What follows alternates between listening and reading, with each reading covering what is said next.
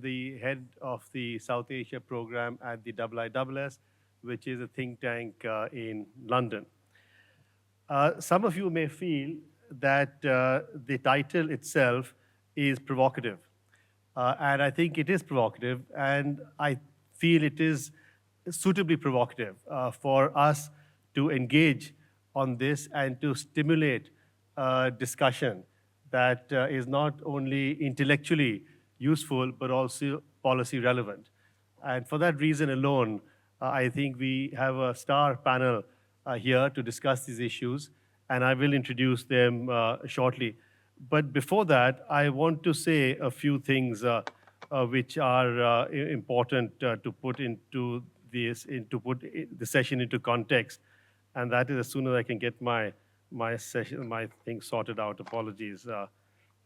Yep. Okay, it's not happening. Sorry. Let me just I'm not very good at tech. Okay, this is better. What we've agreed on, actually, we had a discussion yesterday, and what we've agreed on is that the panelists will make brief introductory remarks of 3 to 4 minutes. After that, we'll have a conversation among us, which we hope will be dynamic and focused. And then, very importantly, we will open up, as the previous session has, in terms of questions from all of you to us. And I hope the questions provide challenge to the panelists, but also provide your perspective on these issues that you'll hear from us, because it's always important to have an exchange of ideas. And that is what Ideas India has always been about, and I'm delighted personally to return to it this year. But before I begin, let me just make 3 points to provide some context, as I was mentioning. The first point is the question of definition.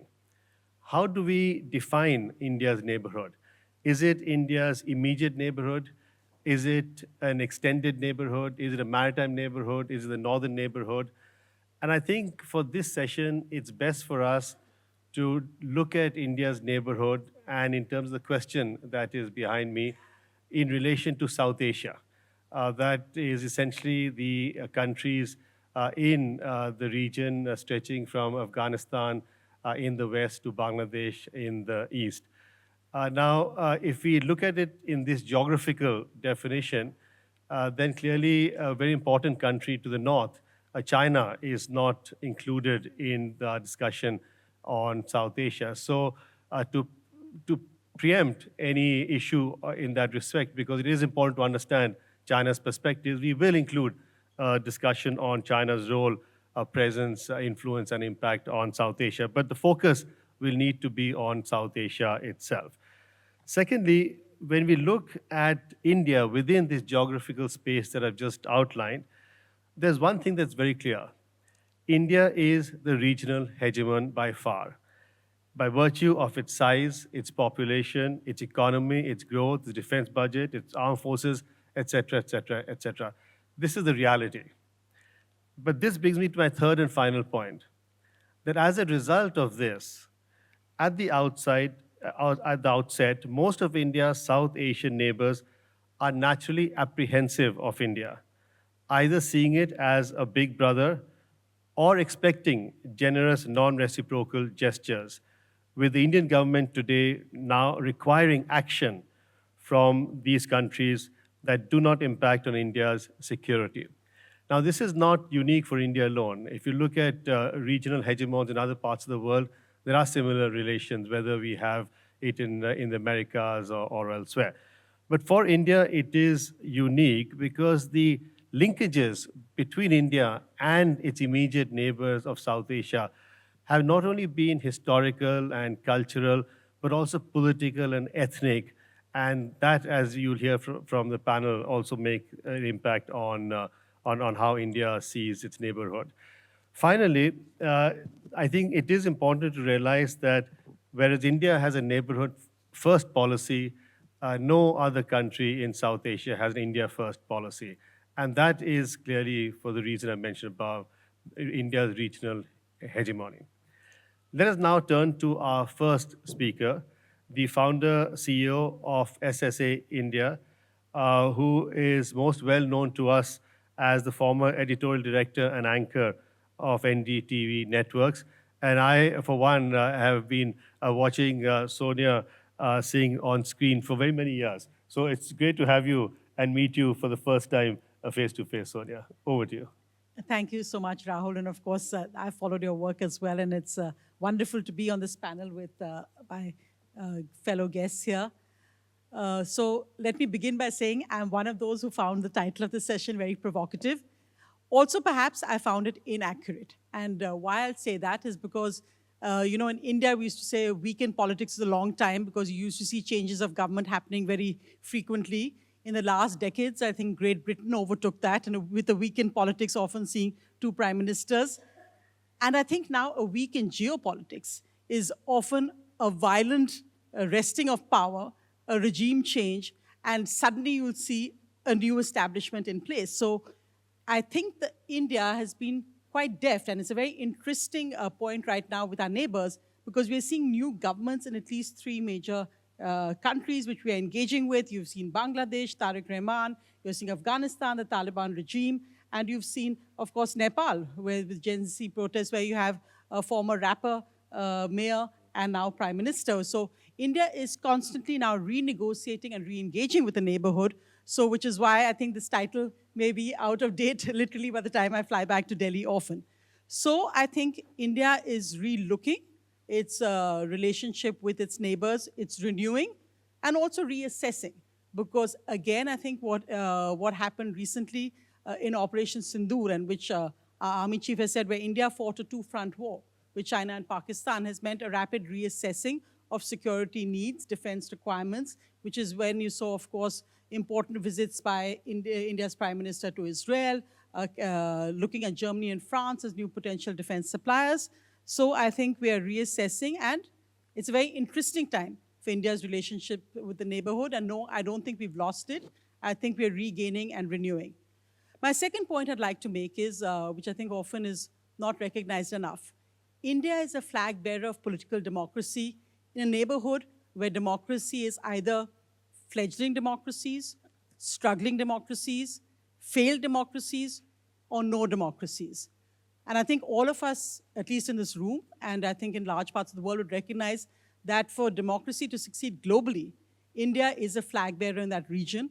And often, and I think some of the kind of pushback you get from India on Western democracy indexes or indices is because we feel it's completely one-sided to judge democracy by the same measures in, say, a country which is the size of one of our smaller states, as compared to democracy of 1.4 billion people. So I think really India upholding democratic values. And I think really in India, I mean, the number of elections we go through and the number of different verdicts that come up. I mean, I often see arguments that is it democracy undervalued? If anything, I think it's thriving. And I think the recent election results where the opposition got a state, the ruling government got 2 states, one a renewal and one a complete overturning of the current regime, is something which shows every election has a victory for somebody. And even if you don't win this one, at the next one, it's not predetermined who will win. And again, I would contrast us with Bangladesh, where the last election, when you had Sheikh Hasina, actually they fought an election without an opposition. So India is very, very far from that. And I think the third point I'd like to make is that recently, of course, you had President Trump's visit to China, worry about G2. But I think also India is now recognized as a rising G3. And I think that really is key. China's concerns perhaps is about how fast the rise of India will be. I know that at the moment economically we may be apart, but the fact is that India is now pitching to be a global power. So we do not limit ambition perhaps to being a regional power. I think that's the transition that's taking place, and that may lead to some tension in the immediate neighborhood, but that is, I think, what India is looking to navigate. Thank you, Sonia. We will pick up on your points. I mean, I was struck particularly by your sort of description of India regaining and renewing the relationships, the importance of democracy, G3, and of course India's focus and aspiration as a global power. So lots of sort of areas to discuss. But let me quickly come to our next speaker on the panel, Tim Vilsey, who is an author, an academic, and has been a senior British Foreign Office official not only with considerable expertise, but also experience in South Asia, having served and been actively involved in India, Pakistan, and Afghanistan. Tim.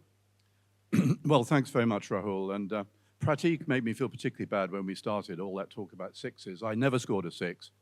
My only claim to fame is I batted for 2.5 hours at the Rawalpindi Test Ground, 10 not out in 2.5 hours. So I'm not expected to be signed up to the IPL immediately.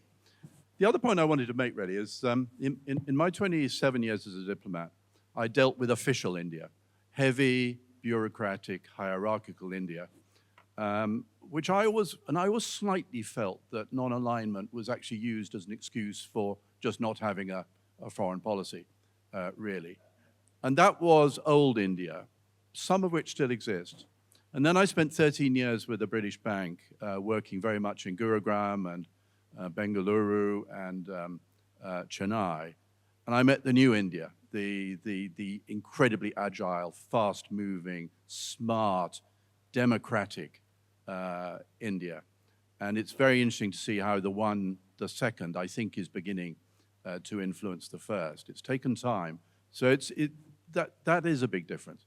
But I'm a great believer that, with Sonia, that we need a global India. The world desperately needs an India with a global focus. Here we are in this world with the United States, which is becoming increasingly unpredictable, and I think probably even unreliable. And I don't think it's just one man. I think this is going to continue. We've got a China which is run by a communist party and with hegemonistic ambitions, which make me nervous. We've got a very dangerous and declining Russia, particularly dangerous because it's declining. And we've got an EU which finds it very difficult to get its act together, you know, on the global stage. Very, very difficult to find sort of agreement. So we need a global India, an India with a global focus. And we're not going to get that global India until India fights its way clear of its region. Constant disputes with Bangladesh, with Pakistan, with Sri Lanka, it prevent India, you know, projecting on the global stage. Now, I mentioned Pakistan when I mentioned Rawalpindi a moment ago, and I followed very closely the 2007-2008 composite agreement between Musharraf and Manmohan. Interestingly, Musharraf born in India, Manmohan born in what was to be Pakistan. And they reached an agreement. The Kashmir thing has actually been solved. All the parts of it have been agreed. But of course, things went backwards very, very fast. Then was 26/11. I was actually in the Trident Hotel on 26/11 in Mumbai. Then there was Uri, then there was Pulwama, then there was Pahalgam. And then there was that moment on the 11th of May last year in Operation Sindoor, when the subcontinent very, very nearly went to a very serious war. Those 11 cruise missiles fired at Pakistani air bases was an extremely dangerous moment for the planet, not just for the region, but for the planet. So we really need to step back, and India needs to solve this problem with Pakistan. Pakistan bears much, possibly even most of the blame. There's absolutely no excuse for using terrorism as a form of policy. But in a sense, you've got to ask a question, and India has got to ask this really strategic question, which is, would a collapsed Pakistan, or a Pakistan descending into chaos, as Ahmed Rashid called it, would that be a good thing for India or a bad thing from India? Thank you, Tim. Again, a fascinating perspective. Non-alignment as an excuse for not having foreign policy, the importance of the requirement for India to solve its regional challenges before it could really become a global power, and of course your clear perspective, the end of trying to of India and Pakistan having a détente and rapprochement, very important point there. Let me come to our third speaker, Shabnam Nasimi. Shabnam is a writer, a former UK government special advisor, and currently an independent creator. Shabnam. Thank you, Rahul. Thank you, Sonia. Thank you, Tim. It's an honor to join this panel. And I'll start by saying, as long as Bollywood exists, India will never be lost as a neighbor to Afghanistan. It has played a very crucial part of our history. Actually, most people from Afghanistan, even though Hindi is not one of our languages, most can speak Hindi very fluently. And it all came from the Indian film industry. So that relationship is very much solid and historic. But I think I may actually end up being the, you mentioned, Rahul, that this is a provocative title. I may end up being the one that's going to provoke this topic. I've heard from Sonia and Tim, and I fully agree that India is a regional hegemony. It's a superpower. It is an example to the region, to us all, in terms of how a state, a nation is to be run, freedom of expression, freedom of speech, independence, democracy.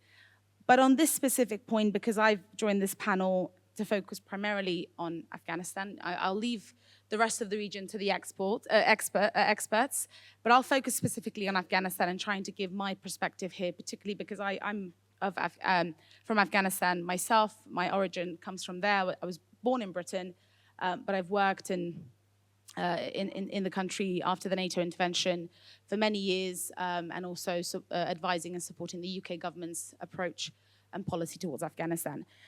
So I won't pretend neutrality. Where I stand is that I don't support the world's largest democracy working with or legitimizing the Taliban under any circumstances. I think that maintaining any diplomatic ties with a regime that is responsible for gender, ethnic, and religious apartheid, that has been historically hostile towards India, damages India's pluralistic reputation that India is so proud of, and Sonia, you've explained that so well. But it also undermines India's security. I think to trust a temporary rift that they might have with Pakistan for any long-term gain is naive, but it's also very damaging in the long run. I mean, I understand realism. I understand that every state has their own strategic interests. There's influence, there's engagement. You mentioned China and their presence in the region. And to make sure that India continues to be a regional superpower.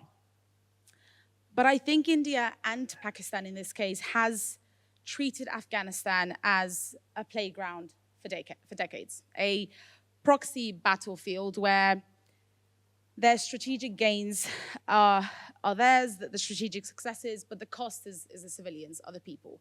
And we know I'm sure most of you know Afghanistan was created as a buffer state. So it's always been this ground where regional hostilities are played out.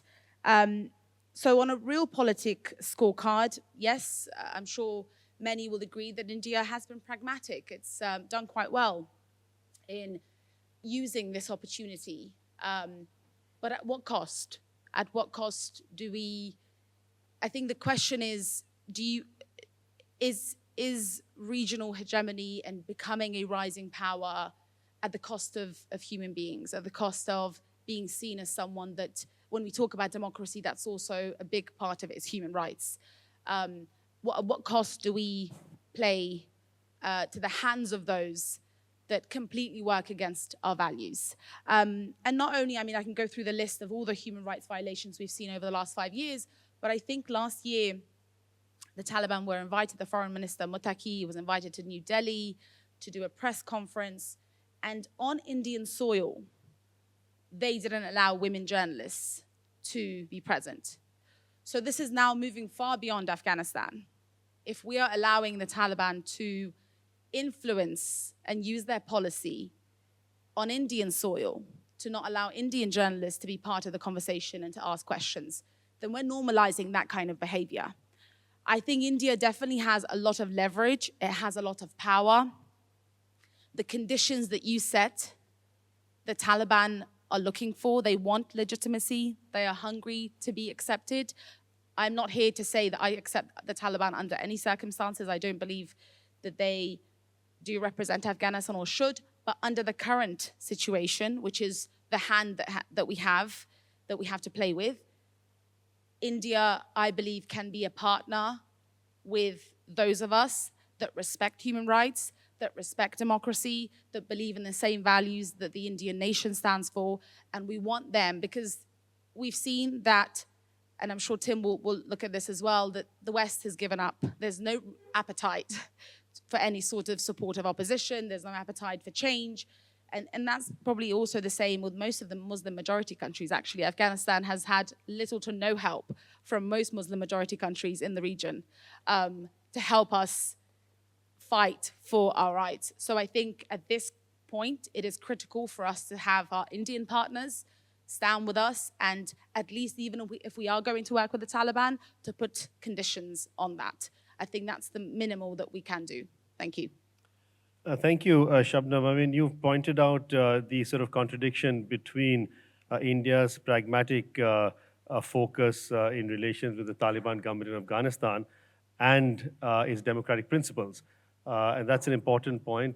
Just on the press conference that Mutaki did, he had to do a second press conference in Delhi where women journalists were invited.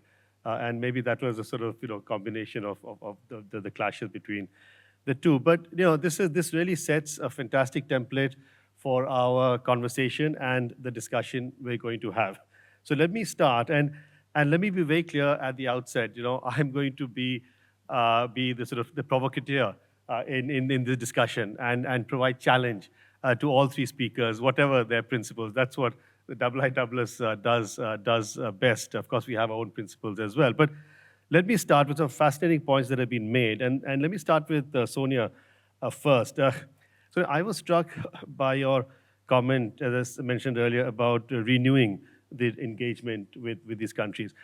To me, what is surprising, and I can come to that later again, is that all three government changes you mentioned, whether in Bangladesh, Tarique Rahman, whether in Afghanistan with Taliban, whether in Nepal, India did not have connections with any of those three leaders.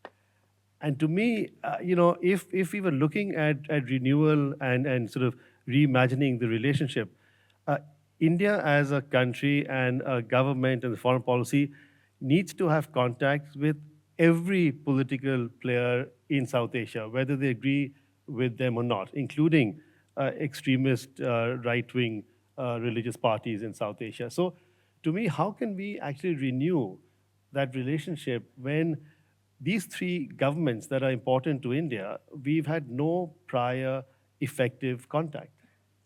Well, so, I mean, we can go to the specifics, but as a larger point, and I think perhaps this touches to Shabnam's Afghanistan point as well.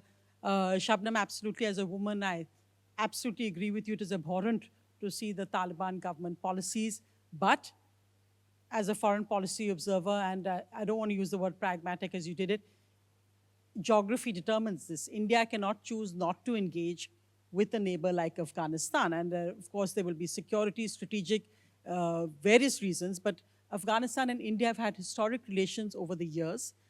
In fact, we were against the Taliban regime. We shut down our embassies there when the Taliban came in. We were part of the Western-led alliance, and suddenly the West pulled out with no prior warning to India or any other country, and pulled out and left India, again, holding the attacks on Indian missions in Afghanistan were led by the Taliban government. Now, India has not forgotten that. The Indian state, the Indian government has not forgotten that, but we have no choice but to engage with the new regime. The press conference, as Rahul mentioned, because of the public outrage of the fact that on Indian soil, women journalists were not allowed in, led the Taliban regime to actually recall a press conference, which is quite unprecedented because they also realized the importance of engaging with India. So I don't think India is engaging with Afghanistan only because of what's currently happening between them and Pakistan, but it does benefit us. Also, the point you were making on ideological differences or not, I mean, in this case, we were literally fighting against each other. So I don't know how realistic in Afghanistan it would have been to say we should have had talks. In Bangladesh, yes, I think that perhaps India was blindsided by that revolt, and there again, there are various theories of deep state involvement or what happened suddenly in the Bangladesh unraveling of the Hasina regime. There was outreach, at least we've been told that very much, when this whole election of opposition was held. The belief that Hasina's unpopularity was seen by everyone except Hasina, and that sudden collapse, I think India is working very hard to try and repair what they lost at that point. And I think positive first steps have been made. The appointment of a politician now, Dinesh Trivedi, as ambassador is again a very significant appointment, that India realizes that relationship, the importance of it, and looking at how we can actually pull that back. Sri Lanka also, interestingly, where you have a government which is a left government. So if you would look at ideology, very, very different. But the first visit of Sri Lanka's prime minister was to India, again led by the fact that India was very fast in moving in the previous government with a bailout of $4 billion. As Foreign Minister Jaishankar reported, India's bailout was more than the IMF to Sri Lanka.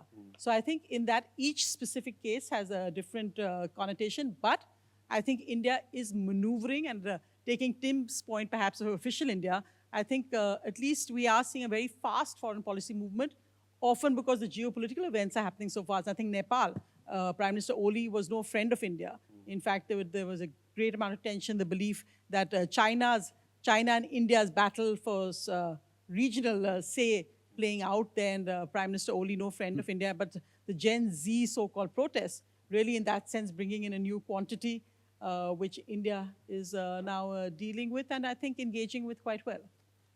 So I suppose the new normal for India in the region will be that disruptions can be expected, change can be expected, and how do you be agile and flexible to take advantage of the change, but and near to the ground much more, I think. Again, but also I would believe have these links. In the next 10 years, for example, yes, I would feel that it doesn't matter which government comes into power in South Asia.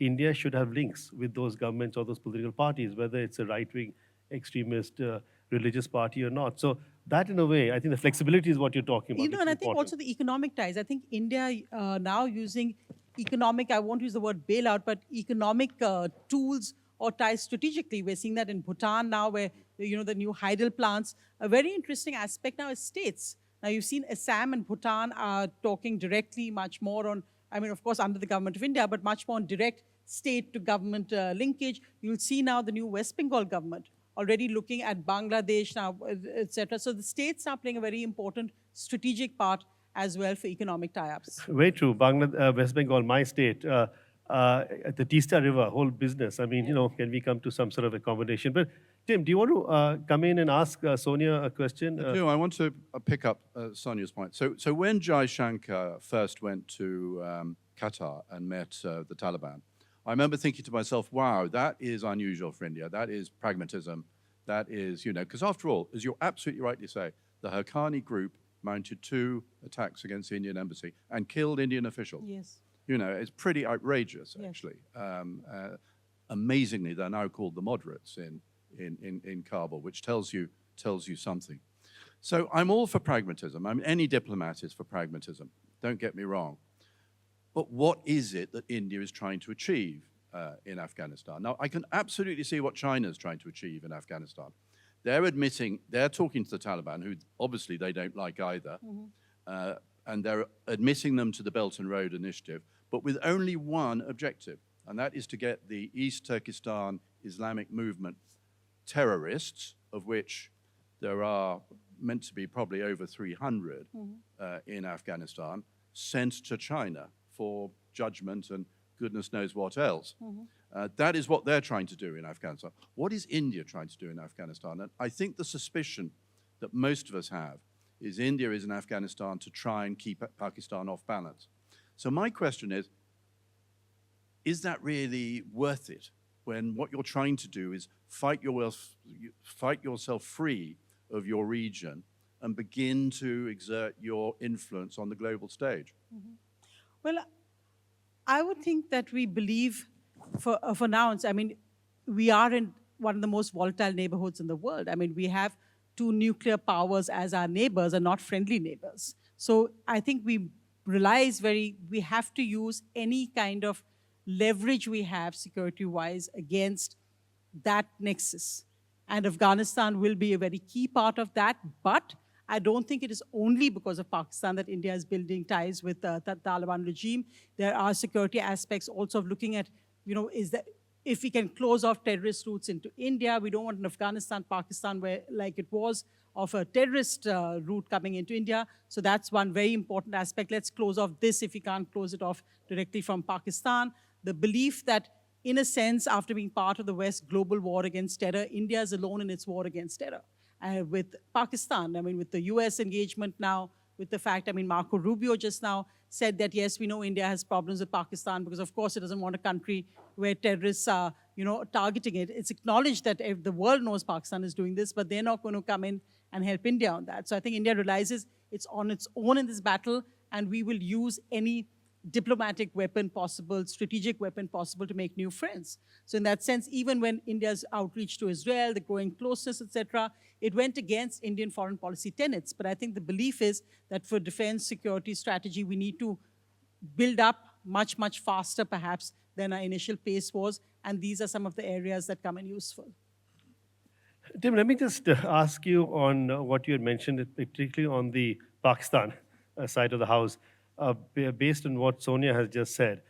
And that is that since Operation Sindoor and the conflict last May, there's been a sort of a fast-paced sort of evolution in the regional dynamics in relation to Pakistan, where where Field Marshal Asim Munir, the Chief of Defense Force of Pakistan, is Trump's favorite field marshal. Pakistan has been playing an important role in sort of seeking to negotiate between Iran and the US. It has a treaty, a defense treaty, mutual defense pact with Saudi Arabia. There could be a quad type of grouping with Pakistan, Saudi Arabia, Egypt, and Turkey. The Pakistanis are looking at a more active role in the Gulf region in that sense. So the question to you is that have the post-conflict dynamics of the last 1+ years made any difference on the India-Pakistan relationship? I mean, Sonia's point was, well, India cannot expect anyone to come to its rescue, to its support. And clearly the question to me, and maybe the question I put to you is, if there's another conflict between India and Pakistan in that sense, where do you think the US will stand? No, I mean, it's interesting.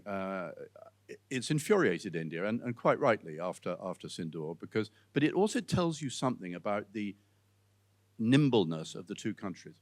So, within 24 hours, 48 hours of Sindoor, Pakistan had nominated Trump for the Nobel Peace Prize. And then Asim Munir was rewarded by 2 trips to the White House and offered them access to rare earth minerals in Baluchistan, which incidentally I don't think anyone has actually found, and an oil find off the coast, which everyone's scratching their heads on, saying, where is this thing? But they were very, very nimble, and then they became part of the Gaza process, and and as you say, Asim Munir is now Trump's favorite field marshal. So this is very nimble. By contrast, Rahul, you probably remember, an Indian parliamentary delegation was sent to London to explain Sindoor. There were 7 people on the panel. They didn't master their brief very well, and they didn't want to be on television. And at the same time, Pakistan sent Bilawal Bhutto, sort of young, dynamic, went on all the TV channels. So India needs to do something about its foreign policy. It needs to get more nimble, and it needs to sort of get out there more. But I don't think India should be worried about all of this. The Pakistan economy is a total mess. They're facing enormous terrorist challenges out of Afghanistan, Baluch Liberation Army, the Pakistan Taliban, and of course, various of their creditors are withdrawing credit. So Pakistan is still in a crisis. It's just been behaving rather nimbly. India doesn't need to worry about this. I think India is sort of traditionally rather thin-skinned. It's going to be a global player. Pakistan's never going to be a global player. India's going to be a global player. It needs to take its seat at the top table. And incidentally, one thing we should all do is get India admitted to the Security Council of the United Nations. I mean, really, it is outrageous that all these years later, it's still not there. So India doesn't need to worry. India needs to get global, and it needs to develop a strategy that fights itself clear of all these niggly regional problems. Thank you. I mean, from what Shabnam said about the challenges of India's policy in dealing with the Taliban government in Afghanistan, the question to you, Tim, and to Shabnam is that do you feel that India needs to develop a more credible or, as Sonia said, a renewal of policy in the region before it can be seen as a credible global player? Or is it not important enough that India can still be a credible global player because of its economy, as Prateek said earlier today, the fifth largest economy, but still the fastest growing major economy in the world, and various other economic factors which are challenged at the moment because of the Gulf War. But the question is to both of you is, do you see the way to India's implementation of global aspiration is the way through South Asia and regional stability, or it doesn't really matter if India has a rocky relationship with some of the countries in the region? It could still be a credible player internationally. Okay, well, look, you mentioned earlier, it's difficult being a regional hegemon. Very difficult. I mean, the United States, I served in Latin America. The United States, for much of its time as the global superpower, has had disastrous relationships with Latin America. And actually, at the moment, it's got bad relations with Canada as well. So, yes, you can do global power and have a difficult regional backyard, as the Americans call Latin America, backyard, which incidentally is not a terminology that goes down well in Latin America. So it is possible. But as Sonia was rightly saying, I mean, Pakistan is a dangerous neighbor as well. I mean, it's a nuclear power. And what happened on the 11th of May last year was a very dangerous moment. So I think it would be safer to sort out the Pakistan problem early on. But still, I would like to see India. Where is India on the Gulf crisis at the moment? It would be really good to see India out on that global stage. And coming back to the previous panel's point, that doesn't mean that I expect India to be a Western poodle. Not at all. It must act on its own interest. But I still slightly suspect that what is now called multi-alignment rather than a non-alignment is actually just an excuse for not having a policy. Shabnam? Yeah. Yes. I think the first thing that came to mind actually when Sonia was speaking around geography and having no other choice but to have to deal with these neighbors. I think the first question, I'm going to be honest, that came to mind was that what makes India different then from Pakistan? Historically speaking, Pakistan was central to the creation, the 30-year building and creation of the Taliban. First to defeat the Soviet Union, and then later as a weapon against India. If we are going to trade our values and what we stand for, and this is in the case of India, then again, I think the matter, as Tim has said, what makes us different from other people, from particularly Pakistan, who's played such a big role in providing safe haven, in supporting this group. And now, yes, there are rifts, and we've had Afghanistan Taliban have had an open war with Pakistan since the 28th of February that has been on and off, and I think China is mediating. It's important not to fall into these traps. I think it comes down to what Tim also said.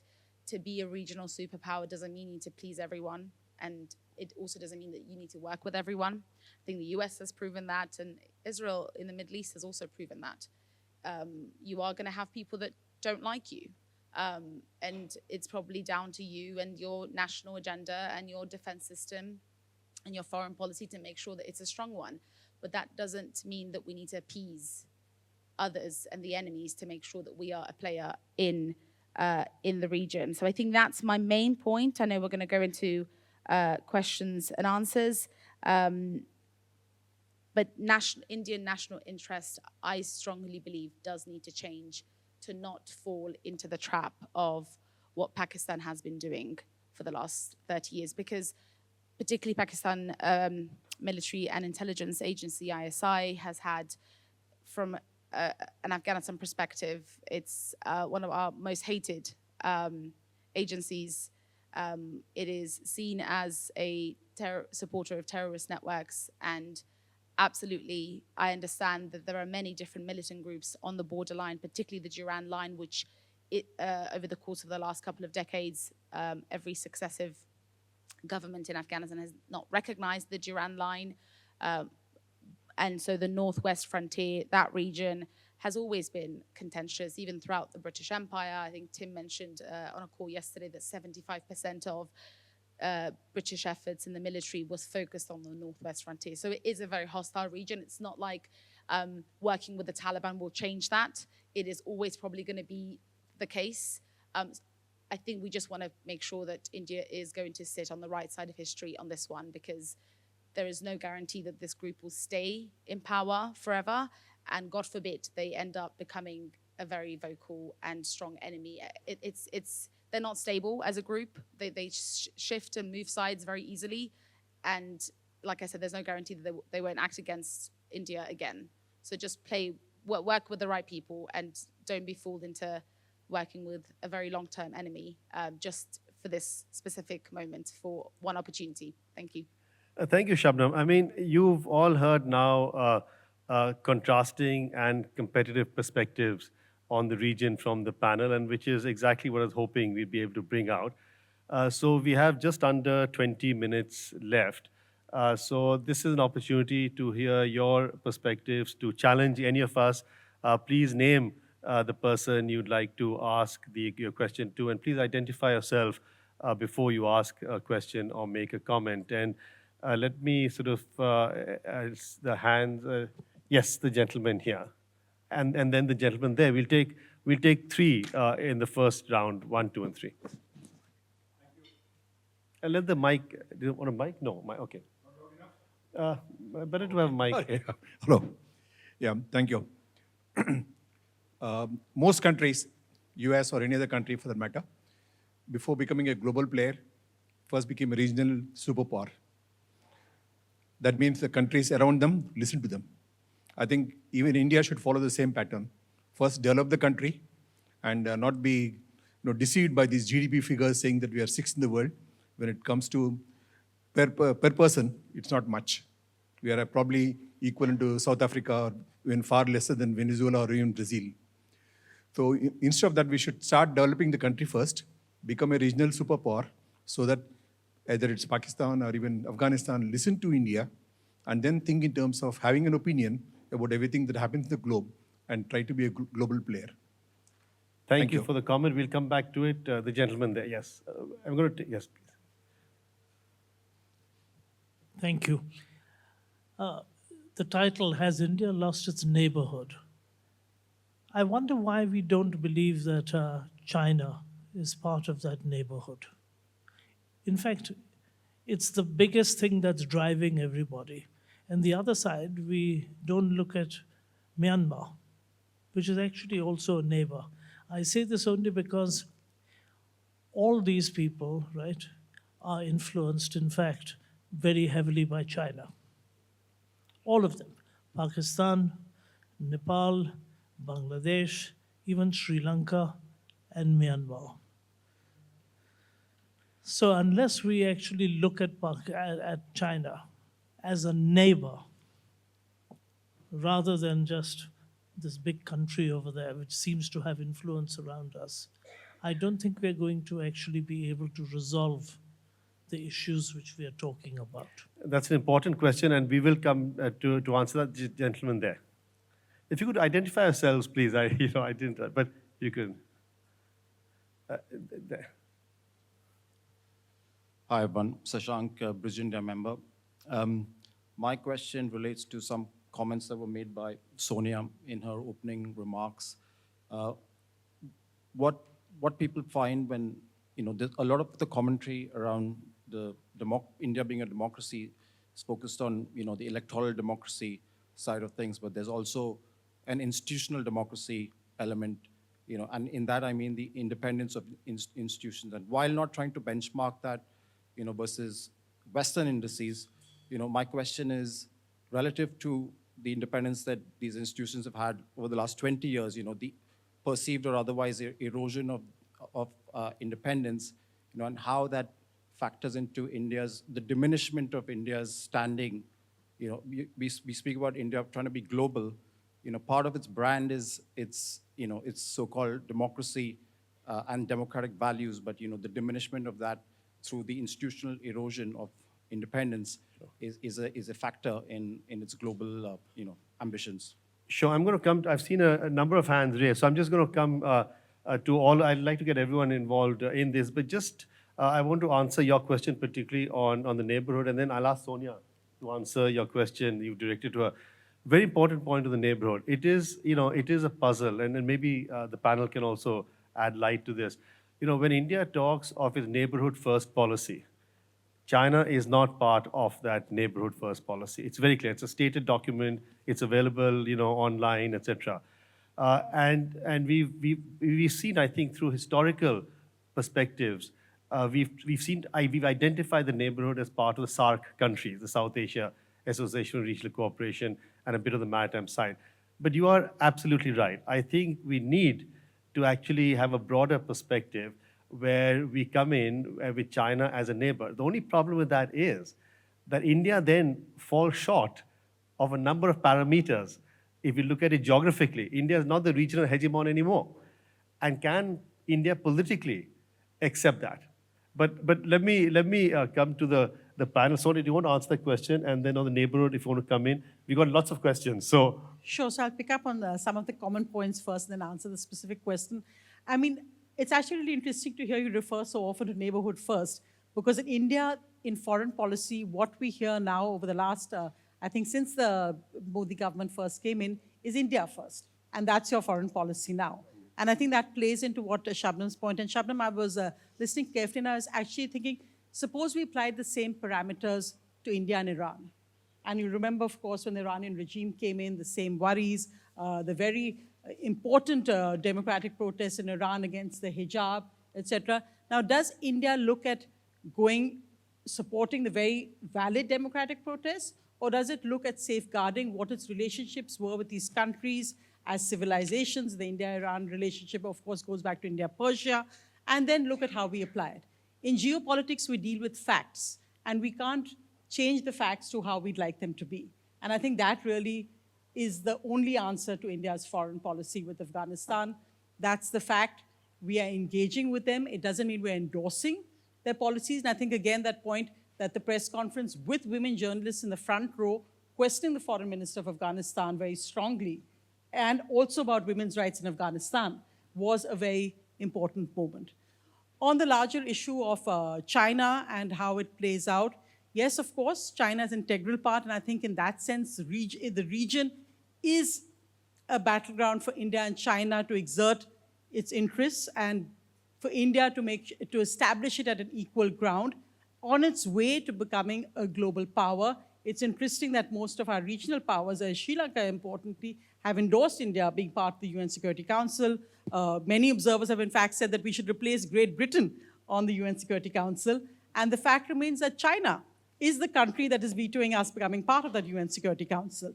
So I don't think we can necessarily manage the region first. We can't attain peace with Pakistan, but peace is a precursor. We need peace to be able to be a global power, because the economic impact of war is disastrous. We've seen what's happening currently, the Gulf War on India's economy. So for any economy, and look at this, we are 10 times Pakistan's economy. We've de-hyphenated in India's mind domestically, politically, and hopefully globally as well. We were de-hyphenated till Trump suddenly appeared again and put us in the same category, which we are contesting. But I think we feel that we have left Pakistan behind. We don't need to look at it as an equal partner in negotiations, but we need to manage it. And I think that's what we're seeing. A very interesting comment by an RSS very senior leader saying that India should look at opening some kind of dialogue with Pakistan, looking at track 2. So I think this will be interesting times ahead. But I think India's ambitions, rightfully at the moment, are global. The region will be part of that. But peace in that, or having fantastic relations or with each regional power will not be possible. I mean, it'll slow India down, I think. Sure. And the specific point, sorry, last bit on the institutional credibility. I think in Indian democracy, we've had highs, we've had lows. There are judgments we applaud, there are verdicts we applaud. There's others we don't.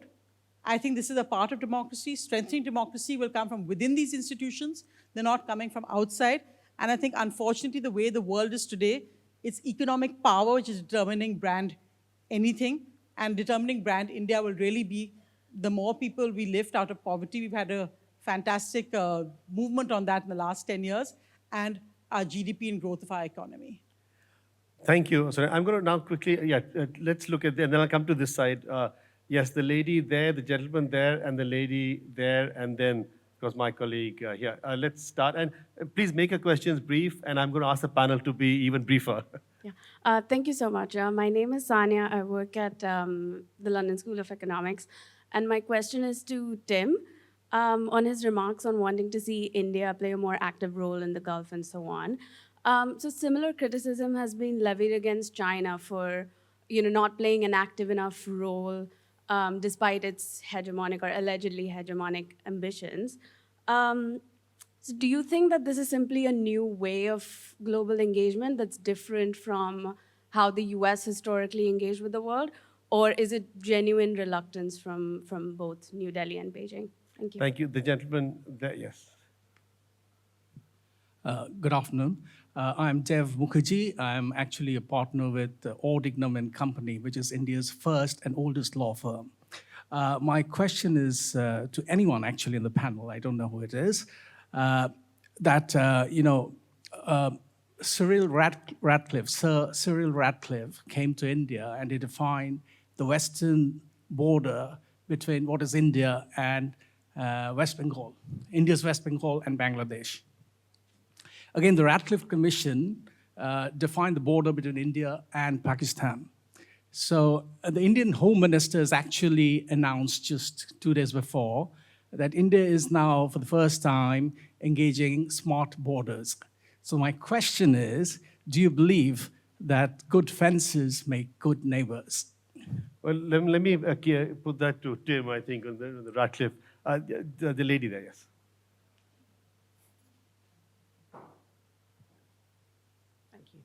Sorry, my name is Mandy Sangira, and I was in India for G20, and it was fantastic to see how India had really progressed, and India was like a real player with the Middle East and lots of things, and we've seen Iran is a neighbor in a fashion, and kind of looking at how can India also play a role alongside Pakistan to kind of bring peace in the Middle East there.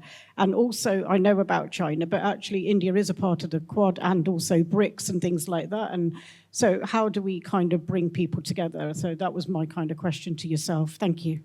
Thank you. My colleague, yes. Can the mic come here?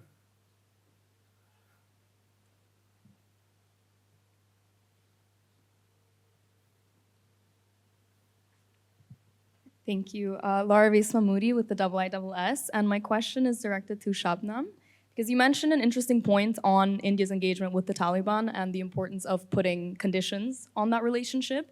Do you think that there's an important distinction between simply engaging with the Taliban in order to maintain relations with Afghanistan and formally, diplomatically recognizing the Taliban regime? Because at the moment, India has engaged with them while withholding official diplomatic recognition. And on the point of putting conditions on the relationship, do you think that in itself is a sufficient middle ground? Because otherwise, what realistic alternatives would exist? I mean, the only other alternative would be complete disengagement from Afghanistan, which, as the rest of the panel has also touched upon, is, I would say, off the table completely. So I was just wondering what your thoughts were on that. Great. I'm going to come back to the panel with a request to be really brief to the questions that you have individually. Tim, Shabnam, and then Sonia. But there are a lot more questions. Not Sonia, but Tim and sure. Yeah, I mean, I'd love to talk about Radcliffe and also the Durand Line, but it would just take too long, I'm afraid. And although one senior Indian official said a fascinating thing to me. He said there's much more honesty in a straight line than there is in a squiggly line. And I can see what he means. Just one question I want to answer is the gentleman who made the really good point is that China is integral to all of this. And I did actually mention it when I said I can see what China is trying to do in Afghanistan. I can't see what India is trying to do in Afghanistan. China has made big mistakes. It made big mistakes over Hambantota and with Sri Lanka and so forth. And India, should be contesting this space, really, with China. Although my final point is, I do not believe, I still cannot see why China and India are actually at daggers drawn. I've been to Beijing several times and asked them, what is your problem with India? And they find it very difficult to describe as well. So I don't see this inevitability of China-India hostility that so many people see. I think, a lot of these problems can be lived with. Shabnam, very briefly. Yes, of course. Well, thank you for that question. And it came at the right point because I think Sonia also mentioned around endorsing and legitimizing. I think when it comes to the Taliban, there probably might not, you will never see formal recognition. And so it's going to be through soft diplomatic engagement. And so I think engaging with them means endorsing. And more importantly, India upgraded its mission in Kabul to a full embassy. So it's these key steps when you're inviting a foreign minister, when you are having to build a relationship, yes, because of geography, because of regional influence, and whatever other reasons we come up with, it's in the end you're endorsing this former terrorist group. And you mentioned Iran and Iran being the regime being what it is. If you have to nitpick every little thing, then you're not going to have friends, and you're not going to be able to build relationships. But Iran is not India. Iran is a regime that the US has been fighting for the last couple of months. It's a nuclear-armed, well, supposedly a nuclear-armed country, not a democracy, oppresses its people. And so if we're going to say that that's on that terms, we also have to do what other players are doing. And more importantly, Iran also legitimized the Taliban. No, I didn't say No, that. I'm just going to say that if players we have like a lot of Iran questions. and Yeah. Pakistan and others, Thanks, Sab. especially Muslim majority countries, are legitimizing the Taliban, I don't think India should be following suit. Thanks, Shabnam. Let me just quickly come here. I mean, okay, the gentleman there. Anyone else? I can quickly end. We got 3 minutes left. The gentleman there, the lady here. The last chance to put up your hand, and the gentleman there. We got 4 people, and the gentleman there. We got 5 people. Let's take all of you, all your questions, comments, and then I'll come back with final closing remarks on the panel. Who's going to start first? Yeah, fine. Why don't you start? Gentleman there. Thank you very much for the talk. It's been very interesting. My name is Ashwin, and my question is regarding nationalism. You guys alluded to it earlier, but I was wondering, nationalism was once really important as an anti-colonial movement in India. What do you think nationalism's role has to play in its current form in India? Do you think it hinders India in becoming a global power, or do you think it helps it to become a regional hegemon and perhaps a global hegemon? Thank you. The gentleman behind, yes. Chandler, thank you. Is it not the case that Neighbourhood has lost India, and that India's answer is debt diplomacy, as evidenced in Sri Lanka? So in plain terms, squeeze the orange until the pips emerge. Thank you. There was a lady. Yeah, yes.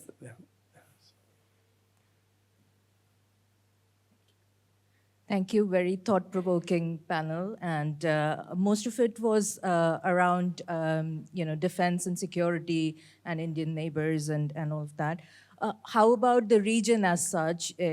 Drawing something from a country like Singapore, which is a small country but economically is so important in the region. And is India drawing any leaf from their book in terms of the economic policy? Thank you very much. There was another question. No. Was there anyone else whose hand was raised? No. Yes. Or no? Okay, fine. Okay, there is, yes. Okay, so please, if you... Hello, my name is Rajendra. So my question is, why we are always about being negative and comparing with, economically or anything lesser, rather than thinking about, like one gentleman said, positives, right? And why is it always narrative? Like China is important, everyone knows that.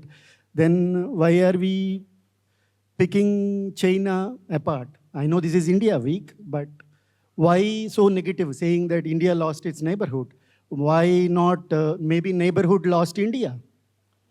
Thank you. In fact, that was similar to an earlier question. Yeah, Let me just come back to the panel now, and I'm going to ask each of the panelists to respond to any question they choose within a minute.